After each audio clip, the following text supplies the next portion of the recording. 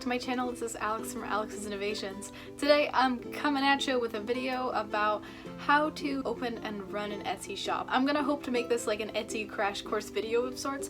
A bunch of people have asked me how I started my Etsy. My Etsy is not by any means like the best Etsy shop out there, but I just thought I'd share some tips and tricks with you that I've collected over the years of running a small business.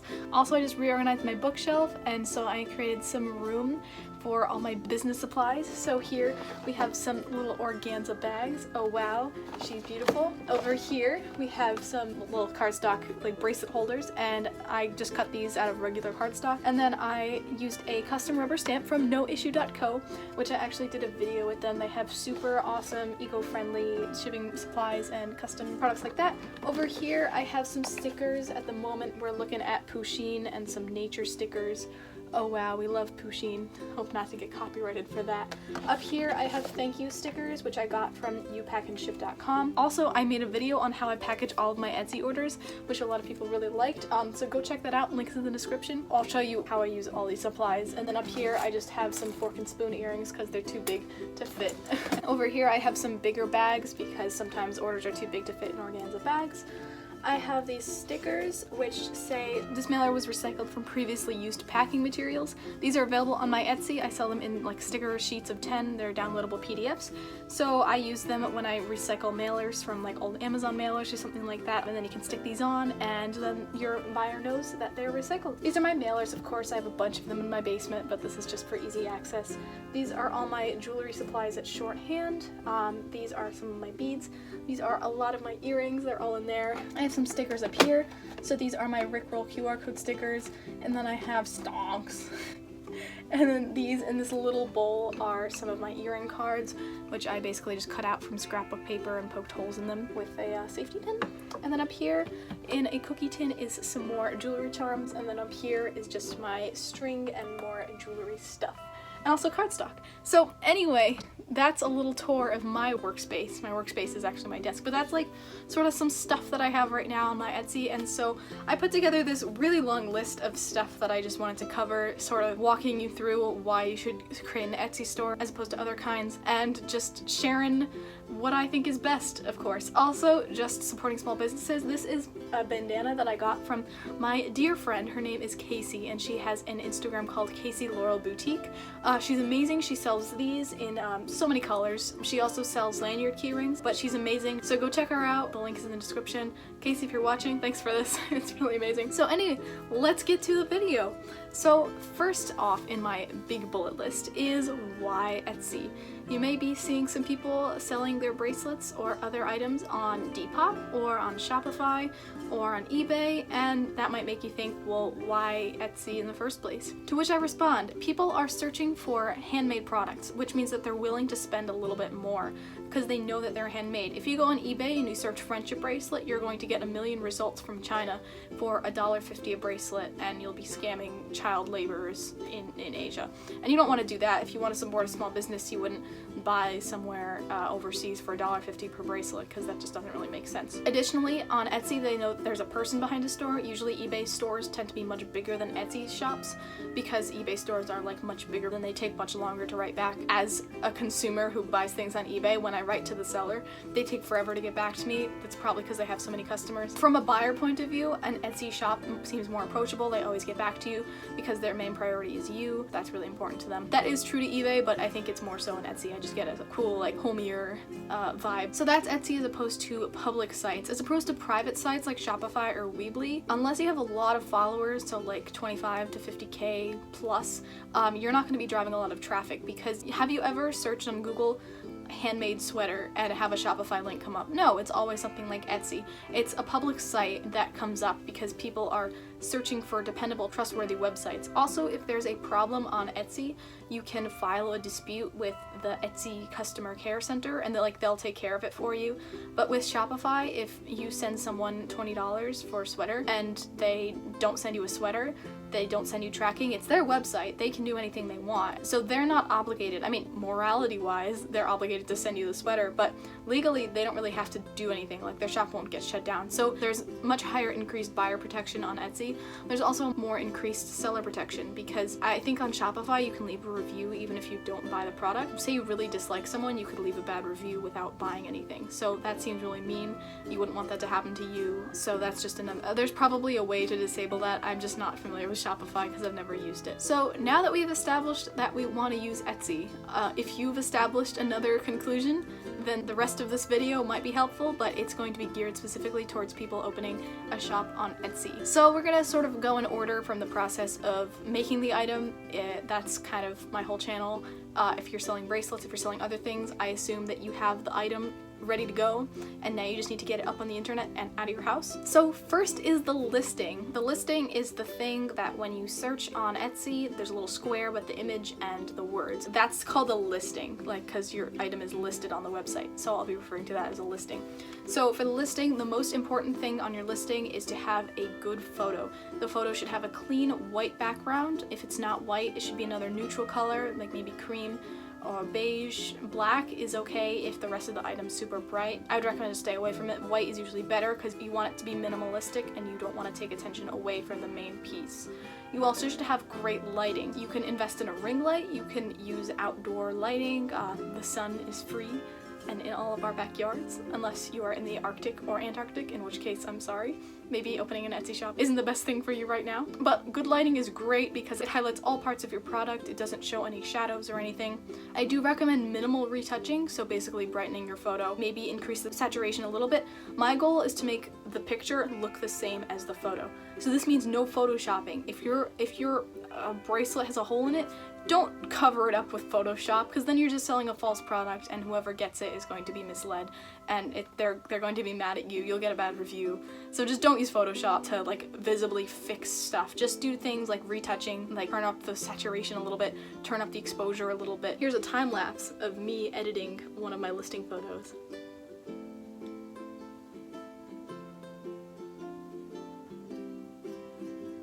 Alright, also in the listing, you should measure the item. You don't want to take a picture of a bracelet and say, bracelet for sale, and that's it. You want to include some sort of dimensions so the buyer knows how long the thing is, how wide the thing is, how tall it is, if it requires all those dimensions. So measure the item. If you can think of something that a buyer is going to say about you that's bad, like they didn't say how long the thing was, then put that in your description. You should try to anticipate everything bad that your potential buyer might say and then put that in the description. Like, make up for it. Don't say, I think someone's gonna say something bad, but measure the item. Take out a ruler, measure it, look at the ruler. Don't try to estimate because you'll probably be wrong and then you'll be presenting a false product to the buyer. In Etsy, there's a feature depending on the category you've selected, but usually you can select dimensions in a drop down. It says like width, and then you can put down the number and then select the unit.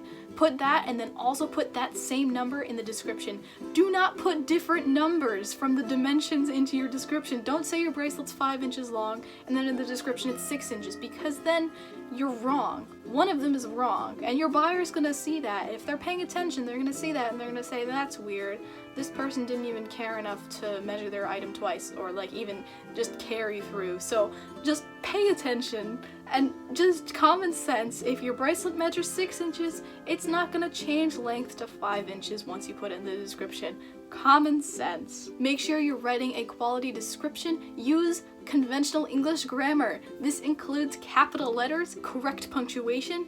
I'd recommend staying away from exclamation marks unless you are really happy, then maybe use one. Don't use emojis unless you're using it as like a divider text, but don't use like, this bracelet is so cute, heart emoji, starry eye emoji, I love it, wave emoji. Like, don't do that because that's just unprofessional. I was 13 when I opened my shop, and so sometimes I'll go on Etsy and I'll say this shop is run by a 13-year-old, and I might think that's kind of weird. I don't know if I trust a 13-year-old with my money. I know a lot of you guys are 13 and I don't think this way now, not with any of your shops, but sometimes I'll be going on Etsy for business expenses, like to buy new supplies or something, and I'll see like a 13-year-old running the shop and I'm thinking like necessarily would I want a 13-year-old handling my money?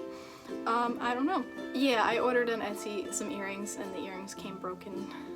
I felt terrible because it's a kid. Like, I feel bad, but they gotta learn, you know. They didn't send my money back either, which wasn't very fun. It was painful for me to do that.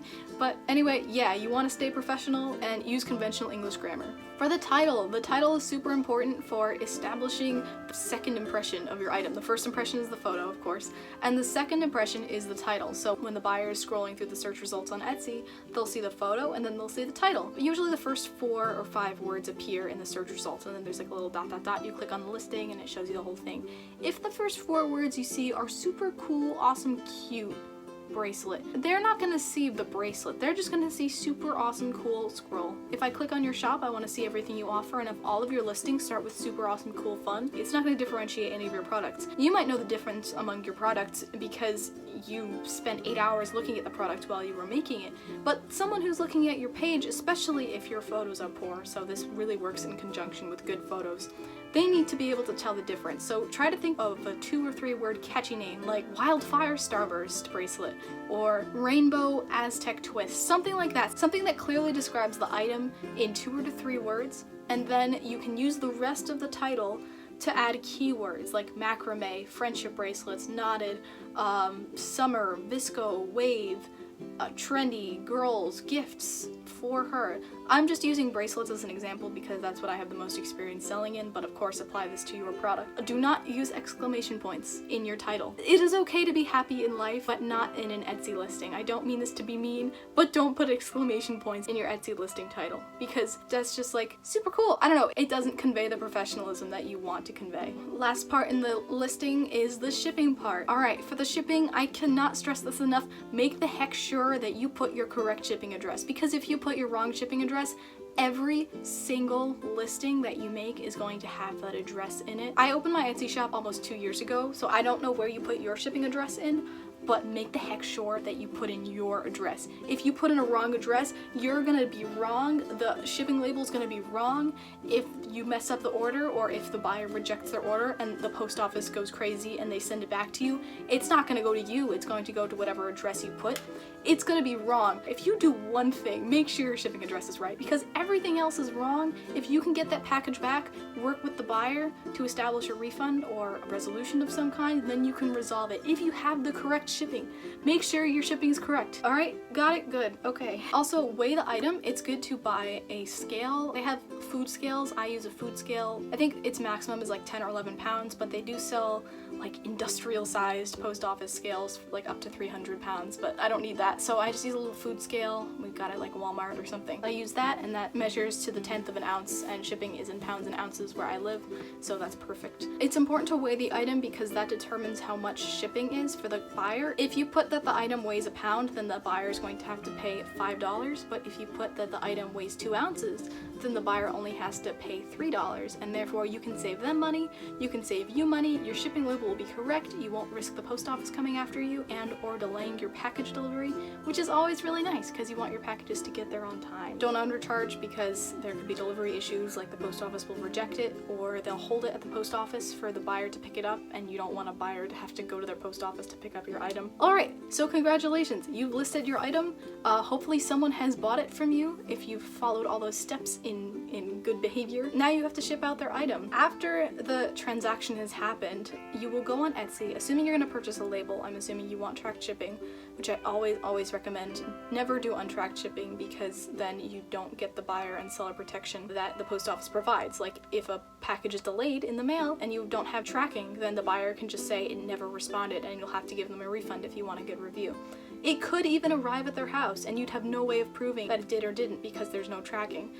They could still ask for a refund and you basically will have just given away your product for free. No one likes that. So do track shipping because it gives you, the seller, knowledge that your package has gotten to its destination safely, and if the buyer says, hey, my package didn't arrive, you can say, no, look at the tracking, it did arrive, haha, and then you don't have to give them a refund, assuming they open up an Etsy dispute. Also, as a buyer, it's nice to know to check just, how's my package? I have this app called Shop. I'm not sponsored in any way, but I have this app called Shop, and then I can put in the tracking number for each of my purchases, and it gives me a little notification every time the package has like gotten to another step. Like it'll say like, your package from Etsy is arriving in 3 days. It works for all apps like eBay, Amazon, Michaels, any online store that you go to. If you have a tracking number, you can put it in, and it's super fun. It always tells me when my package arrives, so I can get super excited. Anyway, use tracked shipping, guys. So when you're going to purchase, Etsy will ask you to select all of the orders that you want to send out. It's possible that you might not want to send out an order because you haven't made it yet, so you're not ready to ship it. So just select all the items you want to ship, and then at the top there will be a little button that says Get Shipping Labels. And then for each item, Etsy will ask you to put in the weight.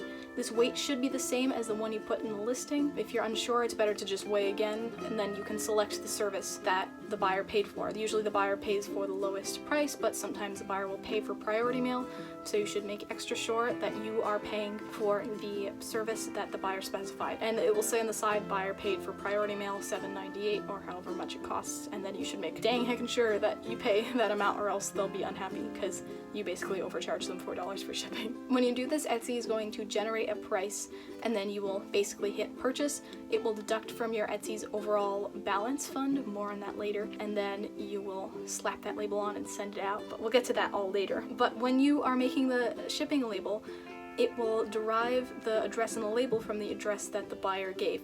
If this address is correct, you are all good, and you will know it's correct because it says USPS verified. Good old USPS. Go out, buy a stamp, save the USPS, send your friends love letters. We want to protect it. But if the address is wrong, it will say you might want to correct this address because we haven't been able to verify it. Sometimes it's simple, like the person will say street instead of ST, which is the conventional abbreviation for street. Other times, someone will put an address that's entirely wrong, but you can fix it. For example, I once received an order that said under address, someone put their entire address, so street address, number, city, state, zip code, and then they just copied that into state, zip code, city. So they basically had their whole address and then state, city, zip code underneath that, which I could derive because the states and the cities and the zip codes matched, so I could just delete that first part. But once someone put in address, they put their name, and then where it says apartment slash suite slash other, they put house, and then they put their city and state and zip code. I can't deliver to a city. I'm gonna need a little more than that. That actually happened. I'm not kidding, that actually happened. It's happened twice. Someone put house where it says apartment suite other. That if you have a house, you can ignore it. If you live in an apartment where there are multiple people with the same address, you put apartment number 1, apartment number 2. You put which mailbox belongs to you. Oh boy, that rhymed. So what you do in that case is you reach out to the buyer. You don't want to sound accusatory, like you didn't put in your address. You just want to say, hey, your address is coming up unverified. Would you mind just reconfirming it for me so I can generate the shipping label and mail it out? Usually they'll respond. If they don't respond in 24 hours, send them another message. And at the same time, there's an email on file, make sure to send them an email too. Because if it might be someone who's using a friend's or a parent's Etsy account and they don't have access. So it's always better to just send that second one to both the Etsy messages and through email. If they don't respond in 24 hours, then give them an additional 24 hours. Just say, if you don't respond in 24 hours, I'm gonna have to refund your money because I want to send out all my orders as promised, and this will hurt my Etsy shop if I send your order out late. Usually at that point they'll respond. If they don't, then just refund them, go on with your life. Sometimes they've gotten back to me, sometimes they don't. I mean, it is what it is. Okay, so you don't sell one bracelet, it's fine. You should always have a verified address than an unverified address. You always want to be safe. Don't ever take your chances, because you'll be losing revenue and the buyer will be unhappy, and then you can be like, oh, well, I didn't check the address, so it's technically my fault. Also, there is some confusion about quote-unquote purchasing an Etsy label because you are purchasing, yes, but the buyer pays for shipping. So say I sell a bracelet for $10 and shipping is listed as $2.75. The buyer will pay $10 for the bracelet and then $2.75 for shipping. So the total is $12.75. That's what I get into my Etsy balance, which is basically like a pool of money that it goes into. When I go to purchase their label, it would say, your label is $2.75. Purchase it. And when I purchase it, that $2.75 comes out of my Etsy balance and it goes to Etsy, which means my net is $10. So I only was charging $10 for the bracelet. Buyer pays me, I pay Etsy. Net for me is $0 on shipping. So once you purchase the labels, you might be wondering, how do I get it from Etsy to the post office? Well, you can print it out on a printer. It generates as a PDF, which is the same file format as like school essays and like online forms and stuff, so you can just print that out on a regular printer. I have one, I think it was like $40 from HP Inkjet, just a regular printer that you can print out school essays on. If you want, you can get like a special Rollo printer or a label printer, thermal printer. They're pretty expensive, but they don't use ink, so I've heard. I don't use this much ink with my printer. It was $40. If you think that solution's better for you, go ahead. I don't know much about it, so I can't really help you in that region. But my good old $40 printer is, she's chucking away, and she's doing a good job every night. She prints out a couple shipping labels for me, and we go on with our day. So once you print out the shipping label, then you can cut out the label and you can stick it on your package. You can use packing tape, or if you print it out on sticker paper, you can just stick it. And then you can take it to the post office. If it fits in the blue mailbox, then you can stick it in there. If not, you can bring it inside to the post office and have them scan it for you, and then they will give you a receipt just as a confirmation, just saying like, good job, here's a receipt with your tracking number, which you already know because it's in your Etsy. It's just for your protection. But you can skip that, especially if it's late or if it's after hours. You can just walk on up to the post office box and you can just say hee-hoo and just drop all your stuff in, and you won't get a receipt for that, of course, because it's a box. It can't give you a receipt. But if you check the tracking, it will be updated. The first place that your package goes, it will be scanned and it will automatically be uploaded into the USPS tracking cloud, and then you have access to that tracking number on Etsy, so you can click on it and it will take you to a page that says where it's been and what time it was scanned, and it's really nice because it really keeps you updated. It tracks it for you. Wow! Tracking number. So now let's go to the payments and fees. So as mentioned earlier, all of your money goes into an Etsy balance. You get paid by connecting this Etsy balance to a bank account, and you can select how often the bank account withdraws from your Etsy balance. I think the default is monthly, and it's also the longest increments of time. That's what I have. I like having one amount coming in so it's easier to keep track when I balance my checkbook, or so I just don't get overwhelmed by emails saying like, we're sending money to you, and it's only like a little bit and I'm just like, oh no. But when it's monthly, then it's just nicer because I can be like, oh, I made all that in a month. I don't know. Psychologically, it feels nicer because it feels like I'm making more. Anyway, you can go monthly, weekly, I think bi-weekly, and daily. So you can select how frequently you can deposit that money into your bank account. Depends on how soon you need the money. You can also request an immediate transfer if you want that right away, but stick it monthly. But say you really need it in the middle of the month, you can just be like, transfer now, and Etsy will be like, yes sir. There are also fees on Etsy. So for every listing that you list on Etsy, Etsy will take out a 20-cent fee out of your Etsy balance, and then when it's sold, Etsy will take out a 5% transaction fee, as well as a 3% plus a 25-cent fee for processing. That's if you use Etsy payments. If someone pays externally, I'm not sure if you get the same protection, but I have required that they have to use Etsy payments or else they won't accept it, because it's much more secure that way. And Etsy payments, you can set up a credit card, you can set up PayPal, Apple Pay. It's just much more secure. I like it. But if you find that the other forms are better for you, go ahead and do that. Sometimes it can be hard when you're listing an item to know how much money you're actually going to take away after all the fees. And someone actually created an Etsy fee calculator online, which is really cool. I'll put the link in the description, but the website looks like this.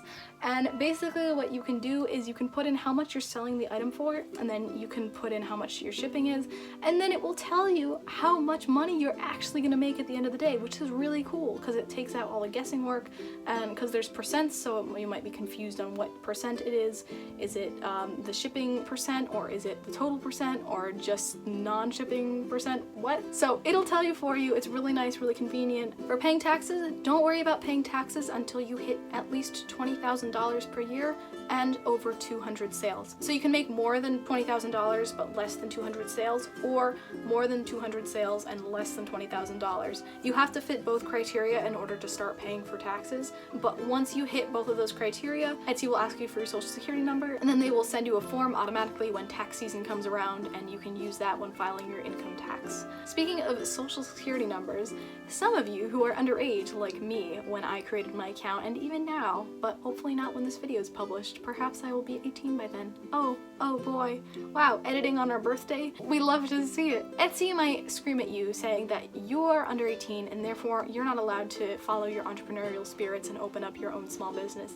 In this case, you can either do one of two things. One, you can change your birthday. I don't recommend it because then you might forget later on, and if you have a security problem, Etsy will say, hey, what's your birthday? And you'll be like, oh, I was born in the 1980s, and then they'll be like, no you weren't, and then they'll lock you out. So I don't know if they're gonna do that or not. The second and more reliable option is to open up the shop in the name of your parent and then just add you as the primary employee. You have to list the parent as the owner of the shop because Etsy policy doesn't allow people under 18 to own a shop, but you can list yourself as an employee of the shop. So that's kind of how to get around the age requirement. It is annoying, but it is what it is. And you have to have a bank account. You can't just have a wallet full of cash. You actually gotta go to the bank and get yourself a routing number and a savings or checking account number. So yeah, that was my video of a crash course for starting your own Etsy. If you liked this, please like it. It helps me out a lot, I promise. Thank you. Also comment if this was helpful and if you want to see any more videos like Etsy videos or other small business videos or other videos in general. The next video I'm going to be doing is doing a critique of some of my followers' Etsy shops. So I'm going to be looking at your shops and telling you things you could do to improve on it and to try and be helpful not only for their shops but also for all of you watching to apply these same skills to your shop. Yay! Thank you so much for watching, and I'll see you next time. Bye! If you like this video, please consider subscribing. In addition, please consider becoming a Patreon. You can get exclusive things like shoutouts in my videos, early access to my videos, and even the top tier can get an exclusive Innovate hoodie. In addition, I'd just like to thank all of my top tier supporters, Jacqueline, Nancy, and Roxanne. Thank you so much for your support. Check out my Instagram where I do exclusive polls that you can participate in and help me make better videos. Thank you so much for watching. See you next time!